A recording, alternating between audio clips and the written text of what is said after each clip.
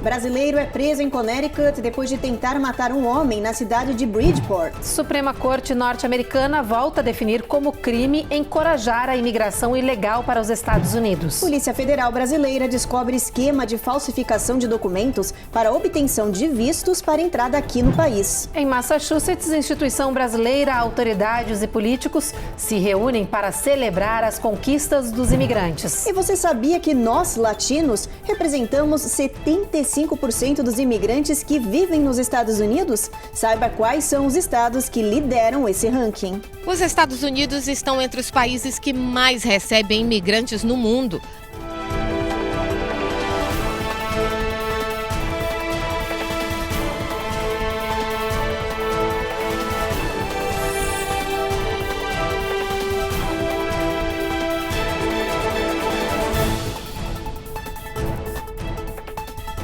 Olá, muito boa noite. Boa noite. Um brasileiro foi preso em Connecticut depois de tentar matar a tiros um homem de origem portuguesa. Tudo aconteceu na cidade de Bridgeport durante o dia e no meio de uma rua movimentada. Agora o brasileiro vai responder na justiça por pelo menos 5 tipos de crimes.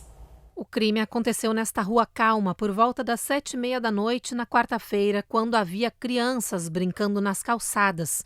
Inúmeras testemunhas que viram a tentativa de execução chamaram a polícia. Elas contaram que o brasileiro parou o carro quando viu a vítima, desceu atirando e depois começou a espancá-la. Quando os oficiais chegaram ao local, encontraram Fábio Nunes da Silva ainda agredindo a vítima, que avisou os policiais que havia sido baleada e que o brasileiro estava armado. A vítima, um homem de nacionalidade portuguesa, identificado como Fernando, foi levado ao hospital com ferimentos na cabeça e na perna. Ele passa bem. O brasileiro, de 41 anos, foi preso com uma pistola semiautomática. Ele já foi indiciado por 5 diferentes crimes, entre eles tentativa de homicídio, disparo ilegal de arma de fogo e violação de paz. A polícia disse que os 2 homens já eram conhecidos e que as desavenças entre eles teriam um motivo passional por causa de uma mulher não identificada.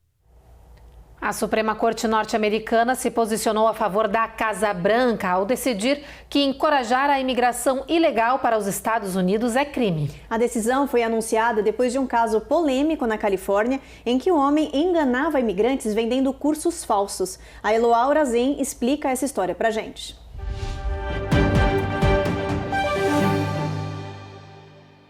Depois de meses de debate, a Suprema Corte americana decidiu 2 importantes questões para a comunidade migratória nos Estados Unidos e, em ambos os casos, seu parecer foi favorável ao entendimento da Casa Branca.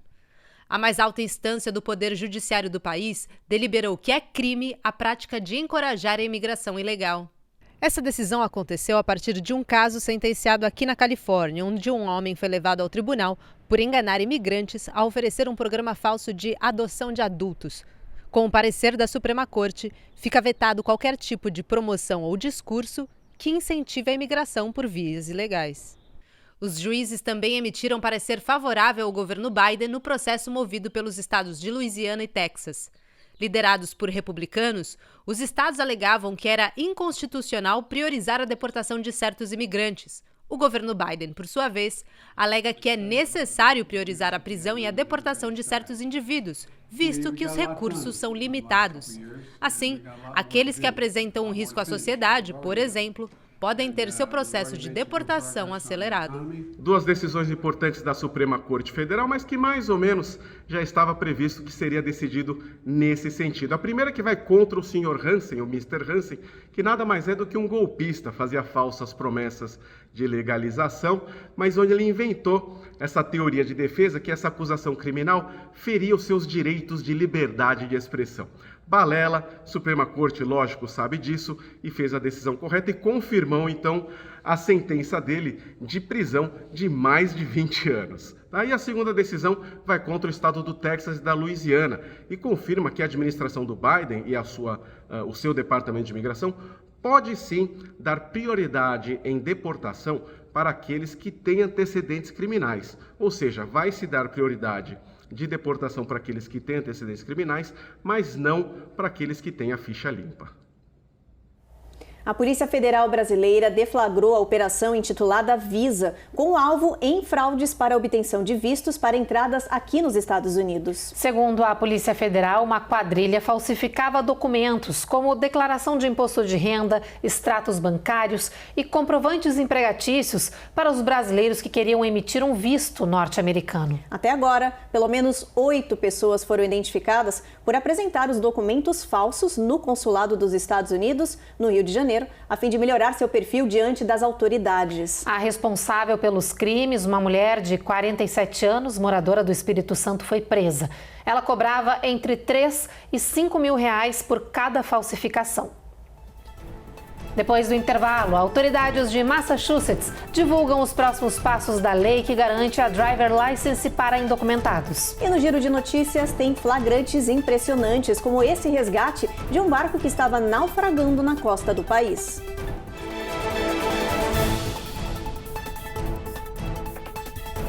Américas no ar. Oferecimento Rejub Chef. Melhore agora sua qualidade de vida. Prime Shield. Precisando construir ou reformar seu ambiente? Temos o piso ideal para você. Acesse primeshield.com.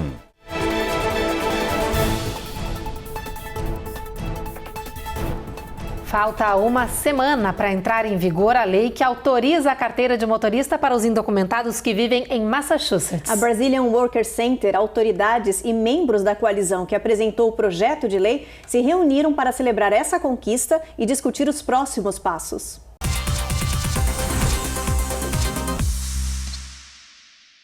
O encontro foi no Rose Kennedy Greenway, em Boston, Massachusetts. Foi realizada uma coletiva de imprensa para explicar sobre a execução da nova lei. Lenita Reason, diretora executiva do Brazilian Worker Center e co-presidente da coalizão Driving Families Forward, responsável por apresentar o projeto de lei, chamou essa conquista de vitória. Ela lembrou que foram 20 anos de espera, além de muita batalha política e um referendo popular. Disse que usou a própria experiência para defender a nova lei. Para mim, pessoalmente, foi uma honra ter sido uma das pessoas liderando e negociando com os legisladores os detalhes, né, para passar essa lei e o que seria requisito. Pois quando comecei nessa campanha, eu era uma pessoa indocumentada e eu também iria estar tendo o privilégio, através da lei, de aplicar. Hoje em dia, eu já sou uma cidadã americana, mas mesmo assim a minha experiência me ajudou muito durante todo esse tempo da campanha e negociação. A comunidade brasileira e todos os indocumentados no estado estão em contagem regressiva. A nova lei entra em vigor dia 1º de julho. O valor total para tirar a driver license será de $115. Em Massachusetts, 200 mil pessoas sem status vão poder aplicar para o documento. Lenita explicou como a organização dela pode ajudar os brasileiros quando a lei entrar em vigor. O Brazilian Worker Center tem feito um papel muito importante de estar informando as pessoas, né, com notícias verídicas, né, porque existe muita informação, muitas pessoas falando a respeito, mas às vezes são especulações. Então a gente realmente tem informado as pessoas com notícias que vêm direto de quem vai estar enforçando. Estamos preparando o material de uma forma fácil e em português para que as pessoas entendam. Estamos trabalhando também já fazendo traduções, né, de certidão de nascimento brasileira e outro documento que qualifique, né, que possa ser usado para aplicação. E também vamos estar ajudando as pessoas com agendamento, com horário marcado, né? Sabemos que a população é muito grande, então se alguém precisar de ajuda com o agendamento, a gente não vai estar cobrando nada, a pessoa vai simplesmente ter que ligar aqui no escritório e marcar um horário para estar vindo fazer o seu agendamento. Ainda em Massachusetts, imigrantes latinos estão entre os grupos que mais enfrentam insegurança alimentar. Um novo estudo apontou que os índices de fome registrados durante a pandemia de Covid-19 continuam altos no estado. Os detalhes com a repórter Giovanna Locatelli. O relatório do Banco de Alimentos da Grande Boston revelou que em 2022, 1 em cada 3 adultos em Massachusetts passou por insegurança alimentar. 20% dos residentes do estado ainda vivem em estado de insegurança alimentar muito baixa, que é quando o acesso à comida é interrompido por um longo período. A situação se agrava entre famílias negras, hispânicas, imigrantes e LGBTQ+. O relatório mostra que os níveis recordes de fome registrados durante o auge da pandemia de Covid-19 ainda não diminuíram no estado, mas continuam a aumentar. A alta inflacionária nos produtos que compõem a cesta básica de alimentos continua a pressionar os moradores em todo o estado e levar mais pessoas a procurarem os programas de assistência. O relatório mostrou que aqueles que recorrem aos bancos de alimentos disseram que muitas vezes tiveram que escolher entre comprar alimentos e pagar por outros itens essenciais. 70% dos que passaram por insegurança alimentar deixaram de comprar comida para pagar a luz e mais de 60% priorizaram o transporte ou despesas médicas em detrimento à alimentação. Pesquisadores apontam algumas explicações para esses dados em Massachusetts. A principal delas foi o fim dos programas de ajuda do governo durante a pandemia. Cenário piorado pelas ameaças de incertezas econômicas. Agora é hora do nosso giro de flagrantes. Na Flórida, 2 resgates dramáticos, um deles em alto mar. 4 pessoas foram tiradas de dentro de um barco que estava naufragando. As imagens mostram uma casa-barco sendo engolida pelo mar agitado por causa do mau tempo, que atingiu de repente a cidade do Panamá, na Flórida.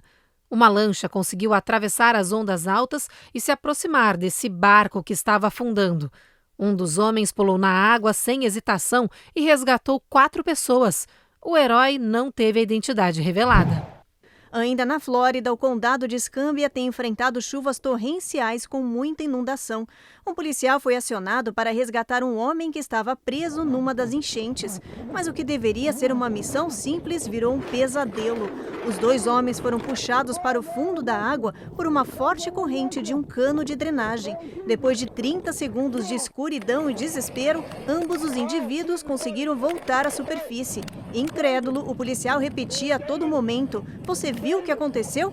Ele agradeceu por ter sobrevivido.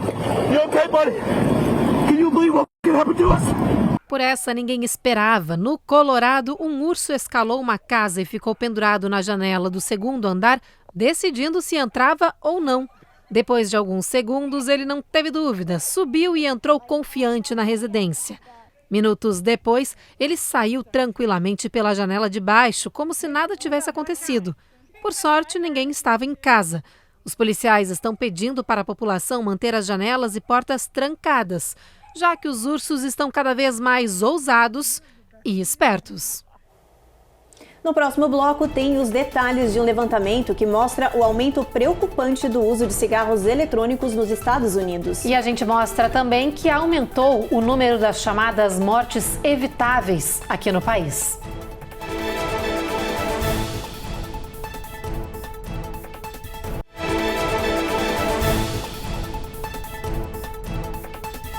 O ex-prefeito Bill de Blasio foi condenado a pagar quase $500 milhão a New York City. O motivo é que ele usou os recursos da cidade para viajar em 2019, quando era candidato presidencial. A reportagem é da Carolina Camargo. Bill de Blasio vai ter de pagar de volta aos cofres públicos $475 mil. Essa quantia equivale às viagens e às despesas que o ex-prefeito fez quando era candidato presidencial em 2019. Investigações apontaram que de Blasio gastou dinheiro público com passagens aéreas, hospedagens, aluguéis de carros e refeições com oficiais do Departamento de Polícia de New York nas viagens interestaduais. Agora, 4 anos depois, o Conselho de Conflitos de Interesses de New York concluiu o caso e decidiu que o ex-prefeito tem de pagar de volta tudo o que gastou como candidato presidencial e ainda vai ser multado pelas violações das regras municipais. De Blasio, que atualmente é professor da Universidade de New York e da Universidade de Harvard, anunciou que vai recorrer da decisão. Essas despesas administrativas são fiscalizadas pelo conselho que determinou que o Bill de Blasio devolva o dinheiro, mas isso é uma decisão administrativa, não é uma ordem judicial, o que significa que até pelo valor ele vai poder discutir judicialmente e ao final do processo judicial ou ele vai ser condenado a devolver esse mesmo valor ou a não devolver nada ou a devolver um valor intermediário. Não é uma decisão definitiva porque é um conselho de fiscalização dizendo que ele gastou irregularmente, ele vai ter a oportunidade de judicialmente demonstrar que os gastos que ele fez estão corretos. Um novo estudo do Centro de Controle e Prevenção de Doenças dos Estados Unidos preocupa. O uso de cigarros eletrônicos está crescendo aqui no país. De janeiro de 2020 a dezembro de 2022, as vendas mensais de unidades de cigarros eletrônicos aumentaram mais de 46%. O que chama mais atenção é que durante esse período as compras de cigarros, de tabaco e de e-cigarettes de sabor menta diminuíram, mas as vendas dos e-cigarettes com sabor de frutas e doces aumentaram. Isso indica, segundo as autoridades, um crescimento das vendas entre os mais jovens, que normalmente consomem esses sabores mais infantis. De acordo com a última pesquisa nacional de tabaco para jovens aqui do país, mais de 2,5 milhões de estudantes do middle e high school afirmam usar os cigarros eletrônicos hoje em dia. Os especialistas lembram que esses dispositivos contêm altas concentrações de nicotina, um produto químico altamente viciante e que pode prejudicar o cérebro e, claro, os pulmões dos jovens rapidamente. E um outro relatório das autoridades de saúde do país mostra um aumento de mortes evitáveis aqui nos Estados Unidos em meio à alta dívida da população com as contas médicas. Os dados mostram uma tendência alarmante: a decadência do país quando se trata de cuidados de saúde. O relatório, feito pela Commonwealth Fund, analisa todos os 50 estados e o Distrito de Colômbia em 58 medidas de resultados de saúde, equidade e acessibilidade. Neste ano, os pesquisadores descobriram um crescimento na taxa de mortalidade materna, que quase dobrou entre 2018 e 2021. Houve também um aumento de mortes evitáveis em todo o país, ou seja, óbitos provocados por problemas de saúde que poderiam ter sido tratados, como câncer e diabetes, evitando a morte. Os pesquisadores apontaram que um dos fatores pode ser a alta inflação, que colocou a população em mais dificuldades financeiras, não podendo, por exemplo, arcar com os altos custos médicos, o que faria boa parte das pessoas evitarem a ida aos hospitais. Hoje, a dívida médica é um problema para milhões de pessoas e soma mais de 88 bilhões de dólares no país. O relatório também observou que a pandemia contribuiu para o aumento do abuso de substâncias ilícitas e descobriu que, hoje em dia, aqueles com necessidades de suporte para a saúde mental enfrentam mais barreiras para obter atendimento. Depois do intervalo, a gente mostra o flagrante impressionante de uma tempestade que pegou a tripulação de um cruzeiro de surpresa. E tem reportagem sobre o domínio latino nos Estados Unidos. Você sabia que hoje nós, os latinos, representamos 75% dos imigrantes aqui no país?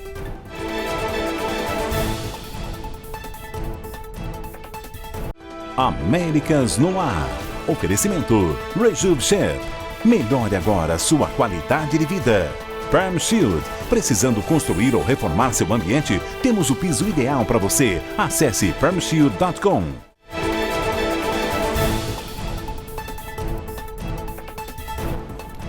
Nós, os latinos, estamos dominando os Estados Unidos. Um estudo apontou que 75% dos imigrantes que vivem aqui no país vieram da América Latina. E claro que nós, brasileiros, a gente faz parte dessa estatística também. Os latinos se concentram principalmente em 4 estados americanos, que a Carla Marinho mostra agora pra gente quais são. Os Estados Unidos estão entre os países que mais recebem imigrantes no mundo. Um estudo apontou que cerca de 75% dos estrangeiros que vivem aqui no país são da América Latina. O restante, 25%, originários da Ásia, África e Europa. Quase 2 milhões de brasileiros vivem nos Estados Unidos. O Migration Policy Institute fez um ranking dos estados onde os imigrantes mais se concentram. Em primeiro lugar está a Califórnia, seguido de New Jersey e New York. A Flórida aparece em 4º lugar na preferência dos latinos, incluindo os brasileiros. A Lidiane, o esposo e os 3 filhos fazem parte desta estatística. Eles vivem no estado do Sol Brilhante há 2 anos. A nossa família sou eu, meu esposo e os meus 3 filhos, eles são crianças e tem alguns fatores sim que nos influenciaram diretamente na nossa escolha. A primeira delas foi porque aqui nós já temos uma base familiar e isso pra gente é muito importante. Outro fator é que aqui na Flórida parece um pouco com o clima do nosso norte do Brasil. Nós somos do norte, nós somos do Amazonas. Os imigrantes representam um pouco mais de 21% da população total da Flórida e 28% dos trabalhadores essenciais do estado, que é o 3º mais populoso do país. Outro reflexo dessa imigração em massa para o território americano, também identificado pelo censo, são as línguas não inglesas mais comuns faladas dentro de casa. E o português aparece em quase 135 mil domicílios. Nós viemos também em busca de novas oportunidades, tanto para mim quanto para o meu esposo e principalmente para os nossos filhos. Eles são crianças, eles ainda estão em formação, então nosso objetivo era sentir-se em casa também, aqui na Flórida, e aliar essas novas oportunidades que podem se abrir para eles aqui também. Agora a gente traz um flagrante dramático e caótico. Uma forte tempestade atingiu um navio cruzeiro da Royal Caribbean em Port Canaveral, na Flórida. As cenas são impressionantes. As imagens mostram uma enorme ventania com cadeiras voando e pessoas sendo arrastadas, enquanto outras tentam se proteger. A tempestade chegou de repente e surpreendeu tripulação e passageiros quando o navio estava prestes a zarpar do porto de origem rumo às Bahamas. O mau tempo com rajadas de vento durou apenas alguns minutos, mas foi o suficiente para provocar pânico. Depois do susto, o Independence of the Seas seguiu viagem para o cruzeiro de 3 noites. Imagens impressionantes. Que susto, hein, Ruth? Muito. E tem um alerta para esse começo de temporada de furacão, gente. Pela primeira vez na história, 2 formações acontecem ao mesmo tempo no Atlântico durante o mês de junho. Além da tempestade Brett, que se formou no começo da semana, agora tem também a Cindy, que foi nomeada ontem, no final da noite, depois que ela evoluiu de força. Nesta imagem do Centro Nacional de Furacões, é possível ver as 2 tempestades lado a lado. A expectativa é de que elas sigam trajetos diferentes. Uma passando por baixo e outra por cima das ilhas do Caribe no começo da próxima semana. Depois elas poderiam chegar, talvez, aqui aos Estados Unidos com uma categoria de furacão. É preocupante essa notícia, né? Muito. Bom, vamos aproveitar já que a gente está falando de clima, de tempo, vamos dar uma olhada no nosso mapa, ver como é que vai estar o clima para o final de semana, vamos lá? Olha só, Boston, chuva aí, tempo encoberto, mínima de 68, tempestade em New York, em toda essa região aí, Charlotte também, Norfolk, mínima de 70, máxima de 85. Em Tampa, tempo ruim, olha, bastante chuva todo final de semana, a máxima não passa de 92 em Tampa. New Orleans, sol entre nuvens com tempestade ao longo do dia, máxima de 91. Houston começa a abrir o tempo, né, Evelyn? Isso, em Brownsville tem bastante sol previsto, assim como em El Paso, onde vai fazer muito calor no final de semana, gente. 3 dígitos, 106 de máxima. Esse sol e calor bastante forte continua em Phoenix, com 103 de máxima. Em Los Angeles, tempo encoberto, mínima de 58, máxima de 75. Em São Francisco, essa máxima fica um pouquinho mais baixa, gente, de 63 graus. E na região de Nevada também tem previsão de bastante calor, gente. Olha só, Las Vegas, máxima de 98 ao longo do final de semana, com o sol aparecendo bastante. Bastante calor mesmo.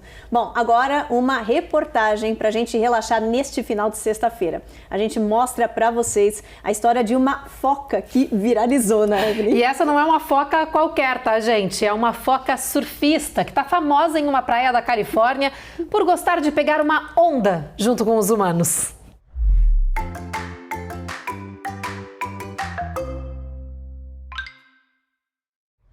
Há um surfista novato na costa de San Diego e que, claro, foi aceito facilmente pelos humanos que pegam onda na região.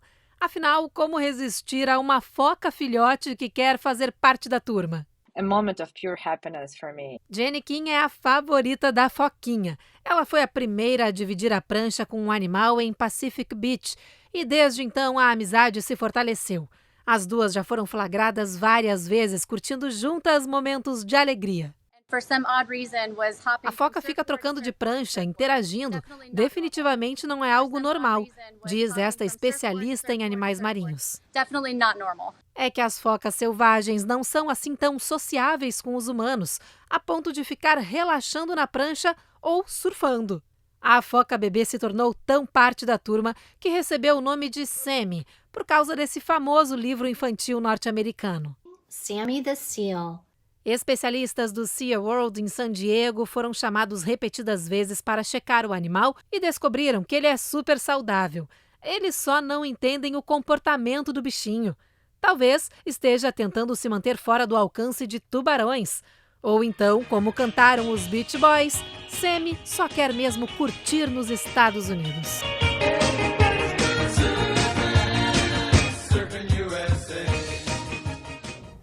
Que imagem fofa, Evelyn. Você viu os surfistas todos encantados com ela? Ela cada hora ia para uma prancha, todo mundo encantado. Não tem como, gente. Foca é um bicho muito fofo. Eu sou apaixonada. Eu tô sempre postando fotos ou vídeos de foca. Falta agora a Sammy pra eu colocar lá no Instagram. Quem Fofíssima. Sabe? Daqui a pouco ela aparece aqui nas praias também. Gente, que coisa mais linda. Ótima matéria pra gente encerrar essa semana no Alto Astral. Concordo. Bom, o Jornal Américas no Ar então termina aqui. A gente espera vocês novamente segunda-feira às 7h30 da noite, né, Evelyn? Isso mesmo, gente. Bom final de semana para todos vocês. Vem aí agora mais um episódio da 7ª temporada da série Reis. Até segunda.